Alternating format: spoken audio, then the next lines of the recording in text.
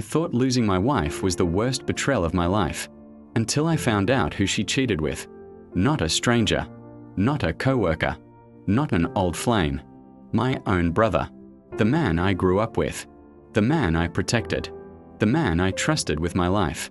That day, I didn't just lose my marriage. I lost my family. And the truth. It destroyed everything I thought I knew about love, loyalty, and blood. For 10 years, I believed I had the perfect life. Not perfect like a movie, but perfect like real life. Messy, loud, emotional, but built on trust. My wife, Sarah, wasn't just my partner. She was my best friend. The person I confided in when life got heavy. The person who held my hand through job losses, financial stress, family drama, and sleepless nights. We built our home together. We built our routines together. We built our future together. And my younger brother, Daniel? He was always there too. He lived close by. He came over for dinners. He helped fix things around the house. He laughed with us. He cried with us. We weren't just siblings. We were inseparable. I trusted him with everything. With my secrets. With my struggles. With my wife. And that was my biggest mistake. Looking back now, I see the signs. But when you love someone, you don't look for betrayal. You look for excuses. Sarah started becoming distant. She stopped asking about my day. She stopped laughing the way she used to. She stopped touching me. At first, I thought she was tired. Then I thought she was stressed. Then I blamed myself. Maybe I wasn't romantic enough. Maybe I wasn't attentive enough. Maybe I wasn't enough. And Daniel? He started coming over more often. At first, I thought it was sweet. He said he missed me. He said he felt lonely. He said he needed family. I felt proud. Proud to be the brother he leaned on. Proud that my wife welcomed him. They laughed together. They joked together. They bonded over things I didn't even notice. I saw nothing wrong. Because how could there be? She was my wife. He was my brother. What kind of person even imagines betrayal like that? One night, I came home early. Work had been exhausting. My head was pounding. All I wanted was peace.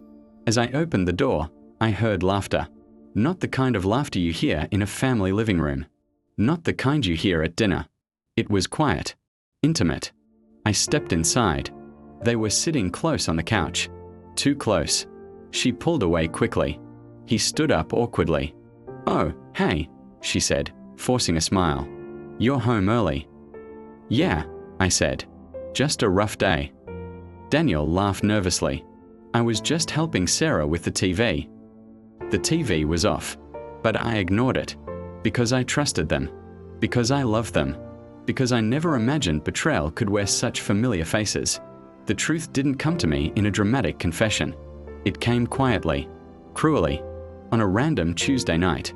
Sarah had fallen asleep beside me. Her phone buzzed. Once, twice, 3 times. At first, I ignored it. But something inside me shifted. I don't know what it was. Instinct, fear, or maybe my heart already knew. I picked up her phone. It wasn't locked. The screen lit up. A message. From Daniel.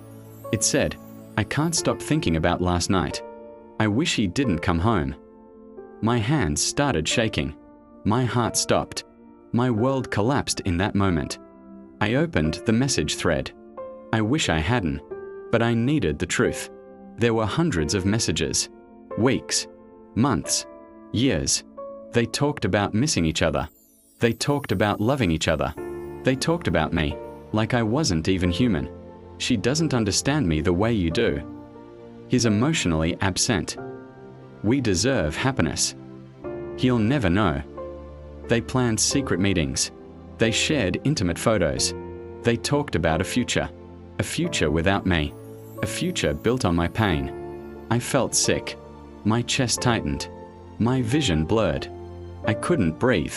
The 2 people I trusted most in this world had been betraying me in the most intimate way possible. Not once, not impulsively, not as a mistake, but continuously, intentionally, coldly. I didn't scream. I didn't throw things. I didn't punch walls. I woke her up. Sarah. She groaned. What? Who is Daniel to you? She froze.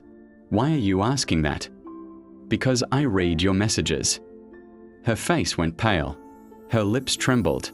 She sat up slowly. It's not what you think. I laughed. Not because it was funny, but because my heart was breaking so violently. Laughter was the only sound that came out. Not what I think. I said, you told him you loved him. You told him you wanted a life with him. You told him you wished I didn't exist. She started crying. Please, let me explain. Explain what? I said, how you slept with my brother. How you kissed him in my house. How you betrayed me every day for years. She said something that will haunt me forever. You emotionally abandoned me. She didn't apologize. She didn't take responsibility. She blamed me. She said I worked too much. She said I wasn't present enough. She said I didn't make her feel special. She said, if you had been a better husband, I wouldn't have needed him. I stared at her. This woman I once loved. This woman I built my life with. This woman who had just destroyed me. And she had the audacity to make me feel like it was my fault. That was the second betrayal. The first was the affair. The second was the manipulation. She wasn't just breaking my heart. She was trying to rewrite reality. I went to Daniel's house the next day. My hands were shaking. My heart was pounding. Not with anger, with grief. He opened the door. He smiled. Hey, bro, I punched him. Not because I wanted revenge. Not because I wanted pain. But because my body reacted before my mind could. He fell back. He looked shocked. Why? He shouted. Why? I screamed. You slept with my wife. You lied to my face. You betrayed your own blood. He cried. He apologized. He said he didn't mean for it to happen. He said he fell in love. He said he never wanted to hurt me. But love doesn't betray. And family doesn't destroy family. My parents found out. My friends found out. My relatives found out. The family split. Some took my side. Some stayed silent. Some tried to stay neutral. But neutrality in betrayal is still betrayal. Family gatherings stopped. Holidays became lonely. Birthdays became painful. I lost more than a wife. I lost a brother. I lost a family. I lost a future I had spent years building. I couldn't sleep. I couldn't eat. I couldn't breathe. I replayed every memory, every laugh, every moment, every lie. I questioned everything. Was I ever loved? Was I ever enough? Was my life even real? I blamed myself. I hated myself. I doubted myself. That's what betrayal does. It doesn't just break your heart, it breaks your identity. One night, I stood in front of the mirror. My eyes were hollow. My face was tired. My soul was exhausted. And I said out loud, I didn't deserve this. For the first time, I believed it. I didn't deserve betrayal. I didn't deserve manipulation. I didn't deserve lies. I didn't deserve pain. And neither do you. That was the moment everything changed. I didn't seek revenge with anger. I didn't destroy their lives. I didn't expose them publicly. I didn't beg. I didn't chase. I walked away. I filed for divorce. I cut contact. I blocked numbers. I chose peace. And that was my revenge.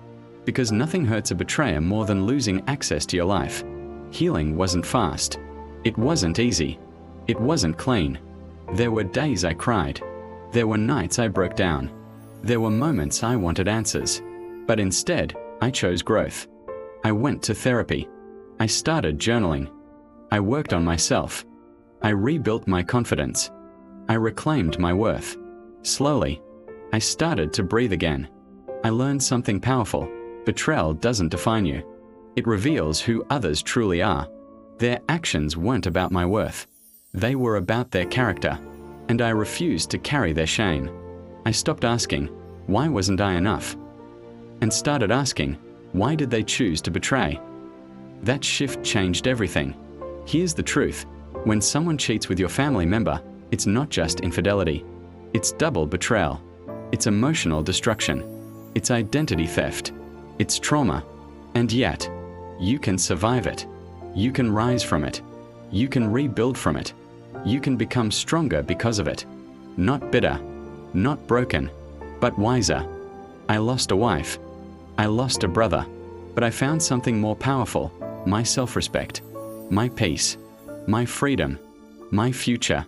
So tell me,